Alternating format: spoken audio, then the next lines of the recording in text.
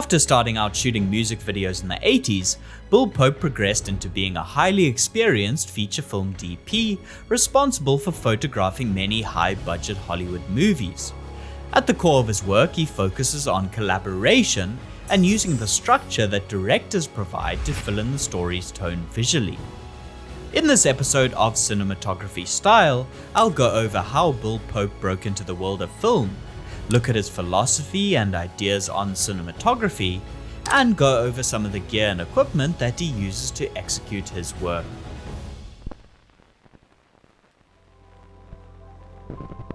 After graduating from NYU Graduate School, Bill Pope didn't stay in New York for long before he decided to make the move out to California, where there was far more work available in the film industry. I just kept hammering at it. I would just shoot for free. I went over to AFI and volunteered to shoot movies for free, and I did. I shot many. You fall in with a group of people, and I would always just shoot for free. And I worked for free for years. During the day, I'd be a PA, and I'd take time off to shoot whatever was necessary. While working as a camera assistant on a Roger Corman movie, he even used the camera and spare short ends, which is the unused film stock on a reel, to shoot a short film in his garage on weekends. One of the networks he built during this time was with a friend whose production company made music videos, with budgets between $2,000 and $5,000. Later, when MTV kicked off and they were looking for DPs with music videos on their reel, Pope's name came up. During this time, he spent about 6 to 8 years shooting music videos for various well-known artists, before director Sam Raimi persuaded Paramount to let Pope shoot his first feature, the superhero movie Darkman. From there, he became a regular features DP who over the years worked for many other well-known directors, such as the Wachowskis, Edgar Wright, Jon Favreau, and Joe Cornish.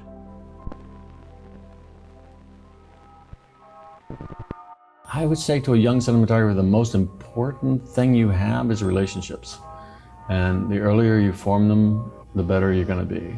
You can have all the talent in the world, but if you don't know anybody, you're not going to go anywhere. Not only does building relationships with directors have the most obvious and most important effect of allowing you to get work, but it also has other downstream effects. Working for a range of different directors exposes cinematographers to many different situations and many different ways of working. It also allows you to pick up on various strengths and weaknesses that directors may have, which will strengthen your skill set as a DP. We don't make the framework. We bring the atmosphere, we bring the thread, we bring the tinsel, but they bring the tree. Directors will first approach Pope with a meeting to talk about a project, by sending a screenplay, and then a bit later by sending through a shot list or a storyboard. Although he has compiled shot lists for certain directors and certain projects, he usually prefers to be a sounding board for the ideas, shots, or storyboards that the directors put forth, and then gives his unfiltered feedback to them. You're just bouncing things back and forth, and in a way, I'm the first person to see the movie. So I'm the first audience member, and I'm just say to directors when I start, look, I can be really annoying because I'm just going to say what's in my head. I'm not going to filter it too much. I'm going to be direct feedback to you because I feel like that's my job. This may involve him proposing anything visual, such as an alternative shot, tone, angle, lens, costume palette, or art direction to the directors that he feels better conveys the story. These ideas can either be rejected, accepted, or through collaboration morphed into a new idea. This process happens both during prep as well as on the day of shooting, where he needs to be adaptive and quick on his feet to make loads of quick decisions about how best to tell the story. This is especially necessary when working for a director such as Edgar Wright, who likes to cut quickly to a variety of angles, which makes the shooting schedule very tight. Making good decisions, but also making them quickly, is an important quality for a DP to have. Using his analogy, the director brings the script and structure, or tree, and then they both decide what ornaments, like the tone, shots or palette they can add to it to better accentuate it. If you're creatively inclined, are looking to explore a new skill, or even reinvent your career, you can do so thanks to the sponsor of this video, Skillshare. You may know Skillshare from their classes in photography, film, and editing, but did you know that they also have hundreds of career-focused classes too? Anyone in the film industry will tell you that traditional jobs aren't for everyone. There are now loads of opportunities to create your own business or design a creative career that suits you. If you're like me and you want to work in film, that means that you need to acquire jobs on a freelance basis. I took a useful class by Justin Gignac on this very subject, where he talks about how to make yourself a brand and put yourself out there so that you can attract freelance work to you. So head over to Skillshare. The first 1,000 people to use the link in the description will get a 1-month free trial of Skillshare so that you can start learning and exploring new videos today.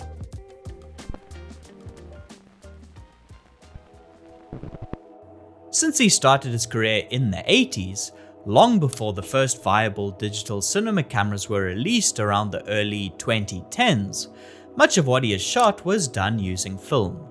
Although his recent projects have mainly been shot digitally on versions of the Alexa, he does occasionally still get opportunities to work photochemically. It's just a discipline. You know the magazine lasts 10 minutes long. The slate comes in fast. Everybody's on their toes. It becomes sort of flaccid in the digital world. They're on their phone. They're like whatever. On film, it's a complete old-fashioned discipline. You have to. It's got to be in the can. It's got to be split up. It's got to go to the lab. It's got to be returned. It's like everything's got a deadline to it and a precision to it that people step up to. On top of film changing the set dynamics, he also values it for its look, which renders images with an elevated realism. On Baby Driver, he made the decision to shoot the vast majority of the movie on a single film stock, the more sensitive Kodak 500T. He did this in order to preserve a similar continuity of grain across the entire movie. The more sensitive a film stock is to light, the more prominent the grain will be, so a 50 daylight stock will have finer grain than a 500 tungsten stock. However, he did occasionally use the less sensitive Kodak 250D for certain car mount shots, where there wasn't enough room to add a matte box to the front of the lens, which if shooting with a 500 speed stock would be needed to hold ND filters to cut down on light. Ordinarily, I was shooting all with 5219, so I have enough speed to deal with polarizers and overcranking. Polarizer filters are pieces of glass that let through certain waves of light while blocking others.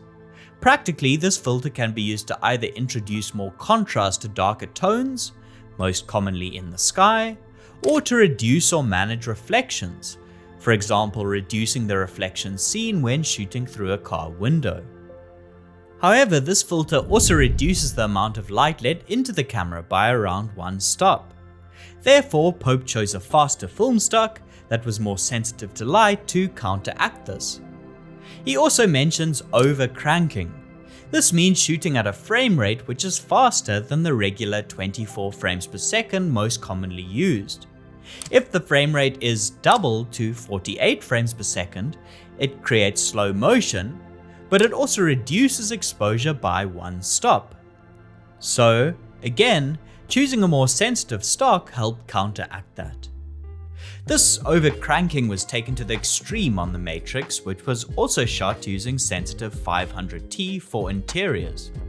Because many of the fight scenes had super slow motion shots in them, Pope had to light these sets so that the camera could shoot at up to 300 frames per second. This was done on a high-speed Photosonics film camera. 300 frames per second requires about 4 stops more light to shoot at than regular 24 frames per second.